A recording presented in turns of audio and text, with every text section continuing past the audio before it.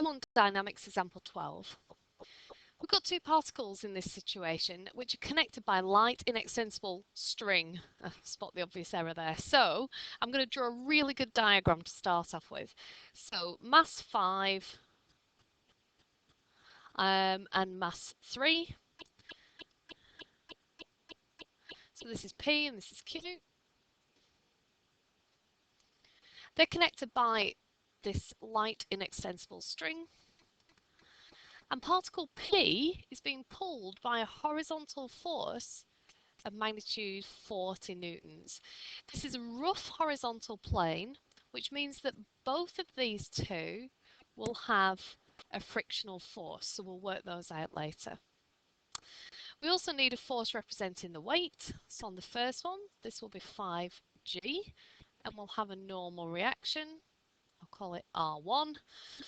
And then we'll also have a weight for Q and a normal reaction R2. It tells us that the coefficient of friction is 0.2. And because the particles are moving, we know it's in limiting value of friction, so it's equal to 0.2 times the normal reaction in each case. So that's the diagram that shows all the forces that are acting on the situation. And now we've got to find the acceleration of each particle. Now, because the string is taut between the two particles, and the first one is dragging the second one along, the acceleration will be the same for both particles. So I'm going to consider this as a whole system. Sometimes we consider one particle, sometimes we consider the other, but in this case I'm going to consider the whole thing. Now it's important to note that there will be a tension in this string. There will be a tension pulling back on object P because it's dragging Q along with it, and there will be a tension that pulls object Q forwards. It's the tension that makes it move. So if we were going to do F equals ma to the right, we've got a 40 acting to the right. We have friction on the object P. Now, we know vertically that R1 is equal to 5G because the object isn't moving vertically. So we know that the friction for object P will be 5G multiplied by 0.2. So that just works out to be G.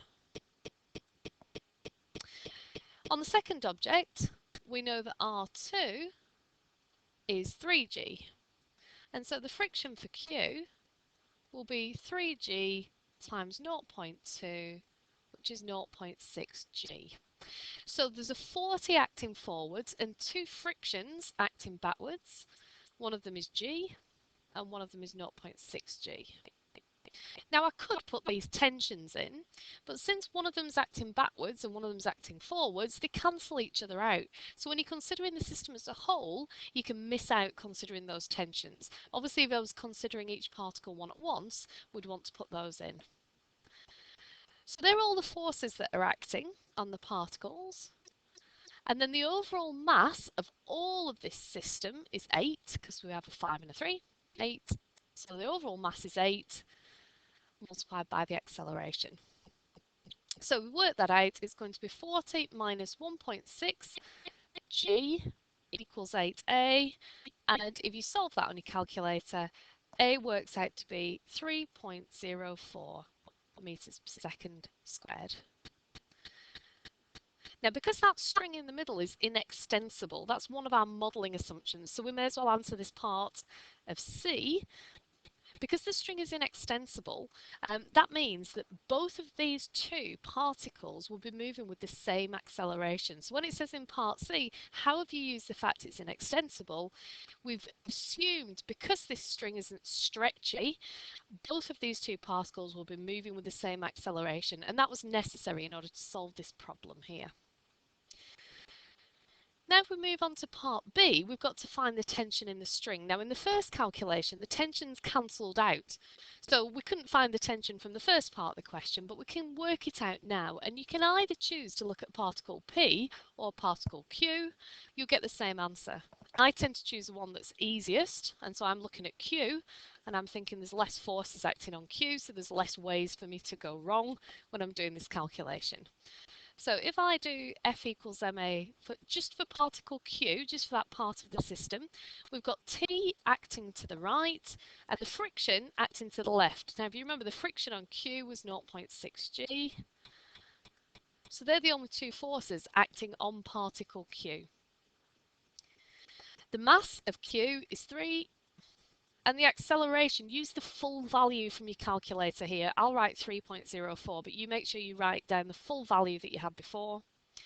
And if you solve that by bringing the 0.6 G over to the right, it works out to be 15 newtons for the tension. Now, part C, we've already answered the inextensible part, but we've also got to answer how we've used the fact that the string is light. Well, obviously, if it's light, we're actually assuming that it's got negligible mass. Negligible means that it's so small in relation to the other items that are going on in the situation that you can ignore its mass. So when we say it's light, it's got a negligible mass. It's also really important because if you've got a string that is light, the tension is the same throughout the string.